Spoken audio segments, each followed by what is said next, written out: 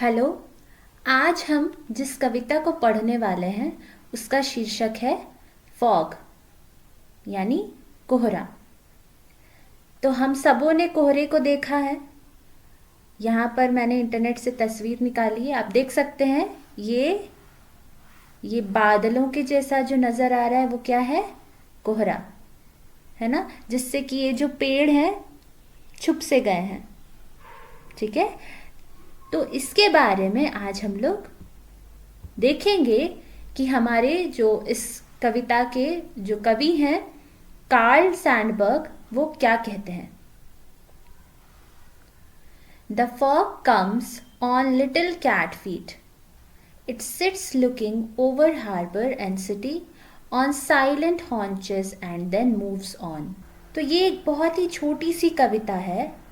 इसमें जो ये लाइन आप देख रहे हैं, the fog comes on little cat feet, इसमें जो कार्ल सैंडबर्ग हैं वो कह रहे हैं कि कोहरा जो है वो आता है छोटे बिल्ली के पाँव से। मतलब कि जैसे बिल्ली के पाँव होते हैं ना छोटे, वैसे ही फॉग के पाँव हैं जिससे वो चलकर आता है। तो हम तो जानते हैं कि फॉग बिल्ली थोड़ी है, तो फिर बिल्ली के पाँव से आता है ऐसा हम कैसे कह सकते हैं। तो दरअसल ये कहा जा रहा है कि बिल्ली जैसे कहीं भी आती है तो पता नहीं चलता है, एकदम दबे पाँव वो आती है ना। जब तक वो कोई चीज़ गिरा पड़ा ना दे तब तक हमें आभास नहीं होता कि बिल्ली आ गई है घर में, है ना। तो वैसे ही बिल्ली की तरह जो फॉग है वो कहीं पर भी आता है, उसके आने का पता नहीं चलता हमको। ठीक है, आगे it sits looking over harbour and city on silent haunches and then moves on. तो वहाँ वो कहाँ पर जाकर पसर के बैठ जाता है, वो हार्बर और सिटी के ऊपर आकर बैठ जाता है घुटनों के बल, और फिर वहाँ से चला जाता है। तो हार्बर जहाँ पे कि शिप्स वगैरह लगाए जाते हैं, जहाँ पर कि पैसेंजर्स और सामान जो होते हैं वो शिप में आते हैं और वहाँ पर उतरते हैं। ये हार्बर की तस्वीर है, यहाँ बोट्स देख सकते हैं, है ना, लगे हुए हैं।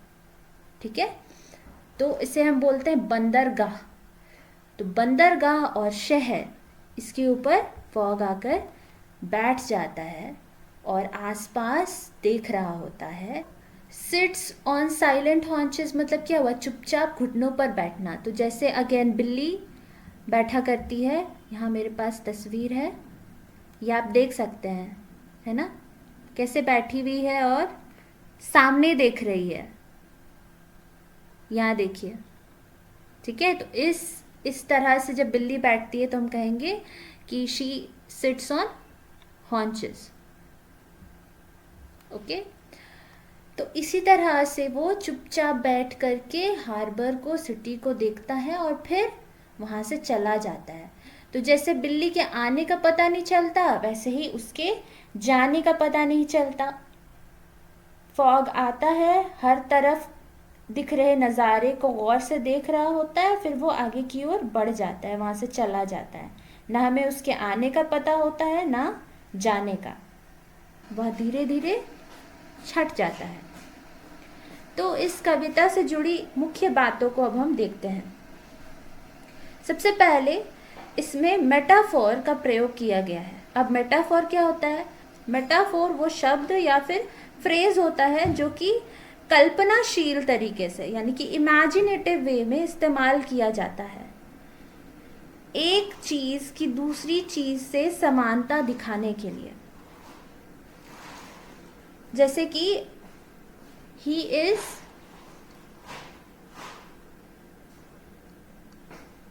अ tiger in rage. He is a tiger in rage. तो ही तो मैन के लिए यूज करते हैं, तो इसका क्या मतलब हुआ, वो एक क्रोधित बाघ है। तो क्रोध में जो बाघ होता है, ये जो है ही, ये वही बाघ है। ठीक है, तो हम क्या कह रहे हैं, इसको कह रहे कि ये एक टाइगर है सीधे सीधे। पर अगर हम बोले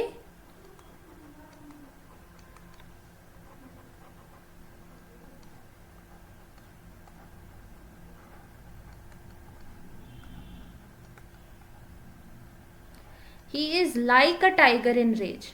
इसका क्या मतलब होगा कि वो एक क्रोधित बाघ जैसा है। वो क्रोधित बाघ नहीं कह रहे हम, वो क्रोधित बाघ जैसा है। तो जब हम कहते हैं कि कोई चीज किसी दूसरी चीज के जैसी है, तो वहां हम कह रहे हैं सिमिली का इस्तेमाल हो रहा है, ठीक है। और जब हम कहते हैं कि कोई चीज दूसरी चीज है, तो वहां हम कहते हैं मेटाफोर का इस्तेमाल हो रहा है।